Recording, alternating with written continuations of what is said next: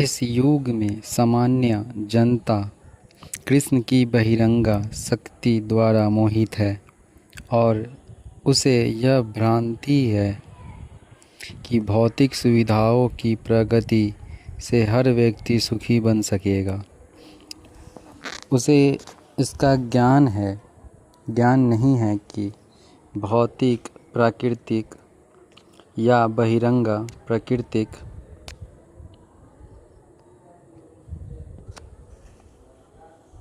प्रगति से हर व्यक्ति सुखी बन सकेगा।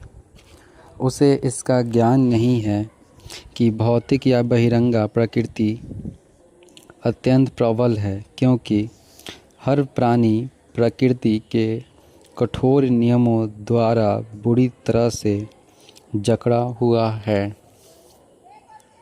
सौभाग्यवश जीव भगवान का अंश रूप है, इसलिए उसका सहज कार्य है भगवान की सेवा करना। मोहवश मनुष्य विभिन्न प्रकारों से अपनी इंद्रिय तृप्ति करके सुखी बनना चाहता है, किंतु इससे वह कभी भी सुखी नहीं हो सकता। अपनी भौतिक इंद्रियों को तुष्ट करने के बजाय उसे भगवान की इंद्रियों को तुष्ट करने का प्रयास करना चाहिए। यही जीवन की सर्वोच्च सिद्धि है। भगवान यही चाहते हैं कि और इसी की अपेक्षा रखते हैं। मनुष्य को भगवत गीता के इस केंद्र बिंदु को समझना होगा। हमारा कृष्ण भावनामृत आंदोलन पूरे विश्व को इसी केंद्र बिंदु की शिक्षा देता है। जो भी व्यक्ति भगवत गीता का अध्ययन करके लाभान्वित होना चाहता है, वो हमारे कृष्ण भावनामृत आंदोलन से इस संबंध में सहायता प्राप्त कर सकता है।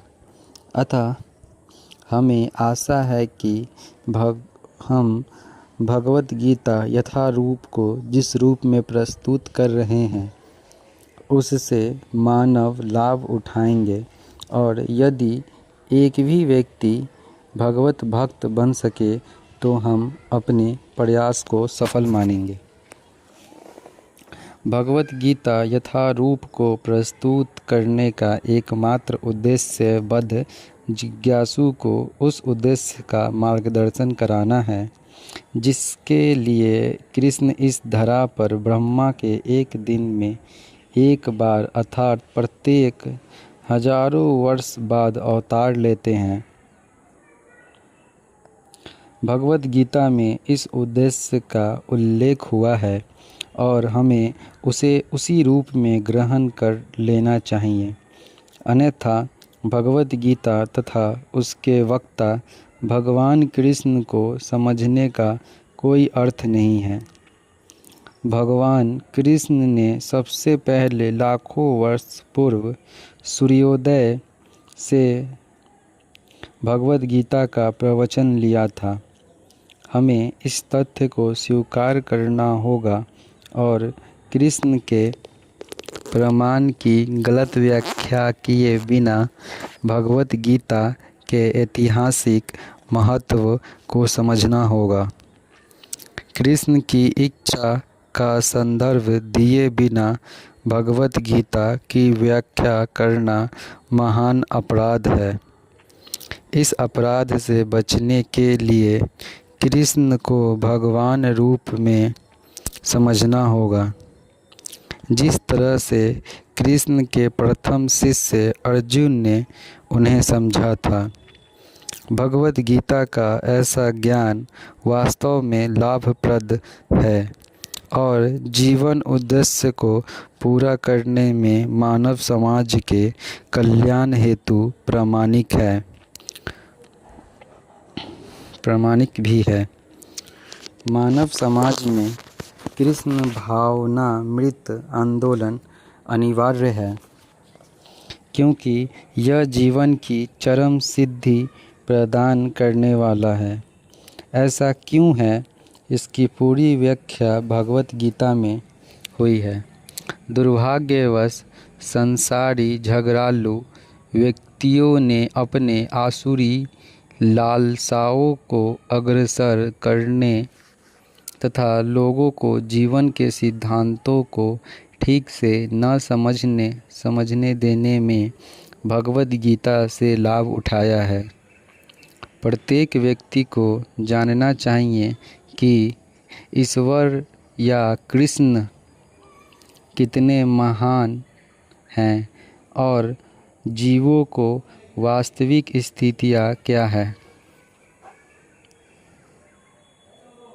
प्रत्येक व्यक्ति को यह जान लेना चाहिए कि जीव नित्य दास हैं और जब तक वह कृष्ण की सेवा नहीं करेगा तब तक वह जन्म मृत्यु के चक्र में पड़ता रहेगा। यहाँ तक कि मायावादी चिंतक को भी इसी चक्र में पड़ना होगा। यह ज्ञान एक महान विज्ञान है और हर प्राणी को अपने हित के लिए इस ज्ञान को सुनना चाहिए। मैं घोर अज्ञान के अंधकार में उत्पन्न हुआ था और मेरे गुरु ने अपने ज्ञान रूपी प्रकाश से मेरी आंखें खोल दी। मैं उन्हें सादर नमस्कार करता हूँ। श्रील रूप गोस्वामी प्रभुपाद कब मुझे अपने चरण कमलों में शरण प्रदान करेंगे, जिन्होंने इस जगत में भगवान चैतन्य की इच्छा की पूर्ति के लिए प्रचार योजना मिशन की स्थापना की है। हे कृष्ण करुणा सिंधो दीनबंधो जग तप्ते गोपेश गोपी का कांत राधा कांत नमो अस्तुते।